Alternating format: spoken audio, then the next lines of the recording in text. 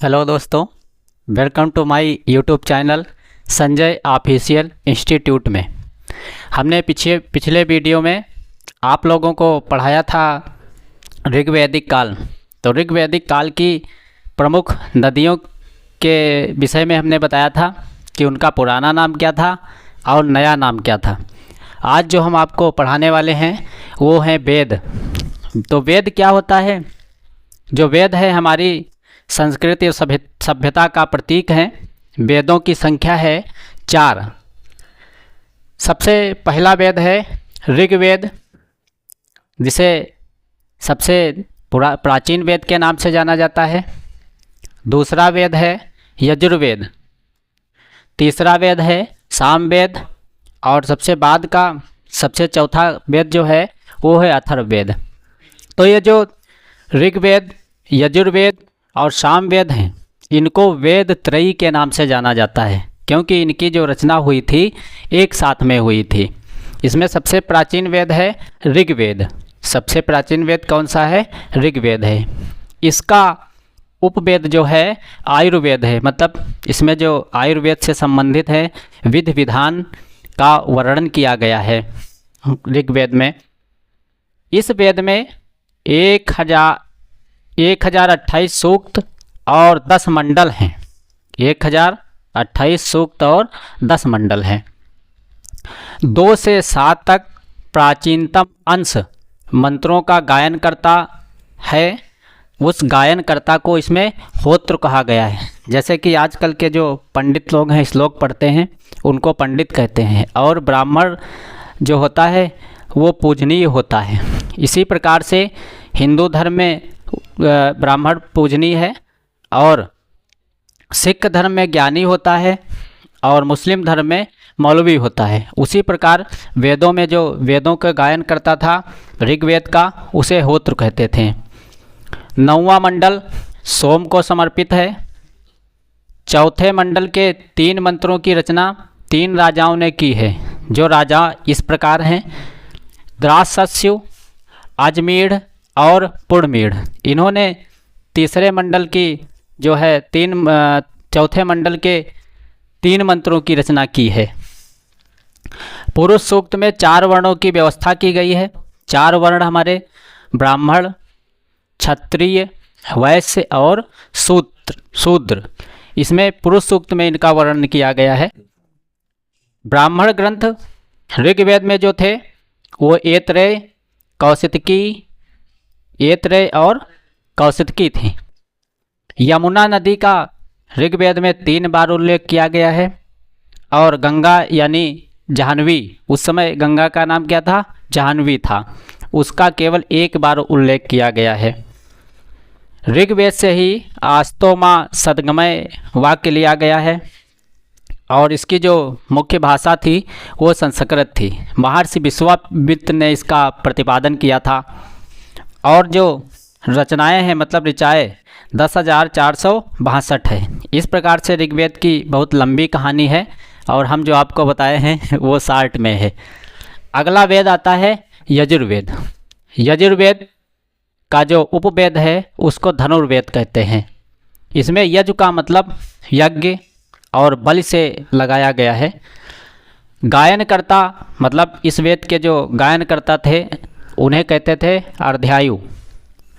सर्वप्रथम राजसूय एवं वाजपेय यज्ञ का प्रावधान किया गया है। राजसूय यज्ञ का इसलिए वर्णन किया गया है जब राजाओं का तिलक होता था, राज तिलक होता था, तो राजसूय यज्ञ का प्रावधान किया गया था। वाजपेय ये पुरोहितों के लिए किया जाता था। यजुर्वेद की 2 प्रधान शाखाएं हैं, कृष्ण यजुर्वेद और शुक्ल यजुर्वेद। कृष्ण यजुर्वेद और शुक्ल यजुर्वेद। जो आजकल का कैलेंडर है हिंदू कैलेंडर, वो इसी शुक्ल और कृष्ण पर आधारित है।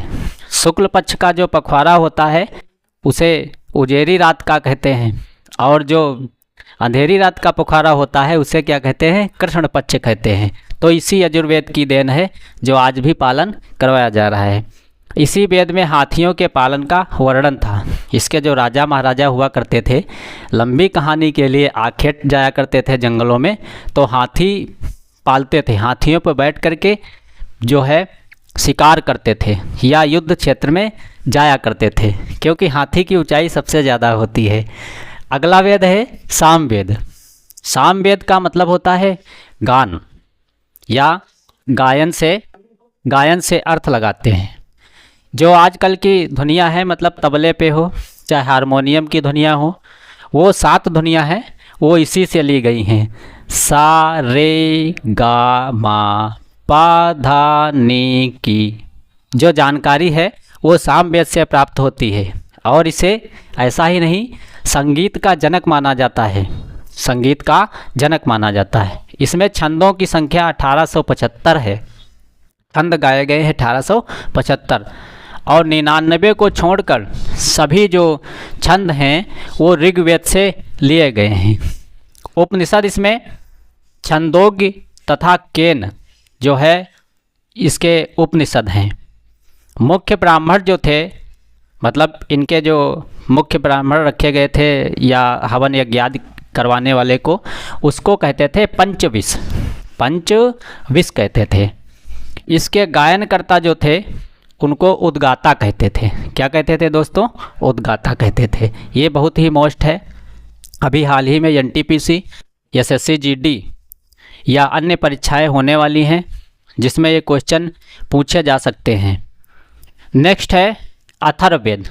अथर्ववेद को शिल्पवेद कहते हैं, यानी कि ब्रह्मवेद भी कहते हैं, जो वेदों में श्रेष्ठ है। इसका नाम अथर्वा ऋषि के नाम पर पड़ा था। अथर्वा ऋषि के नाम पर पड़ा था। ब्राह्मण ग्रंथ, गोपथ, याज्ञिक अनुष्ठानों का भी इस वेद में वर्णन किया गया है। अथर्ववेद में 20 अध्याय, 731 सूक्त और 6000 मंत्रों का वर्णन है। इसी वेद में आजकल जो वशीकरण, जादू टोना, भूत प्रेत व औषधियों का भी वर्णन किया गया है। अथर्ववेद में कुरु के राजा परीक्षित का भी वर्णन है, जिन्हें मृत्युलोक का स्वामी कहते हैं। कुरु के राजा थे जो उनको सर्प ने डस लिया था, तो सर्प के डसने के बाद उनकी मृत्यु हो गई थी। किसी ऋषि ने उनको श्राप दिया था। मृत्यु होने के पश्चात उनके जो राजा थे जनमेजय, उन्होंने नालंदा नामक स्थान पर सर्प यज्ञ किया था, जिसमें सारे विश्व के जो सर्प हैं उसमें जलकर भस्म होने लगे थे, लेकिन इंद्रदेव ने उनको जो है रोक लिया था। सर्प जलने से सभी बच गए थे। तो वही परीक्षित हैं। सभा समिति प्रजापति की 2 पुत्रियों का उल्लेख इसी अथर्ववेद में मिलता है। जो ब्राह्मण ग्रंथ था उसे गोपथ कहते थे। उपनिषद में मुंडकोपनिषद, प्रश्नोपनिषद तथा मांडुक्योपनिषद भी इसको कहते हैं। तो ये थे वेदों की जानकारी। वेद हमारी प्राचीन एवं संस्कृत समय उसकी धरोहर है, जो हमें मतलब आगे बढ़ने के लिए प्रेरित करते हैं और बुरे कामों से बचाते हैं। दोस्तों, अगर हमारी वीडियो पसंद आई हो, लाइक सब्सक्राइब ज़रूर करें। हाँ, एक और जानकारी हम देना चाहेंगे कि अगले दिन जो है इसी वेदों से संबंधित आपको हम आरण्यक पढ़ाएंगे। आरण्यक, जिनकी संख्या कितनी है? 7 है। इसकी हम आपको 60 जानकारी कल बताएंगे। जय हिंद दोस्तों।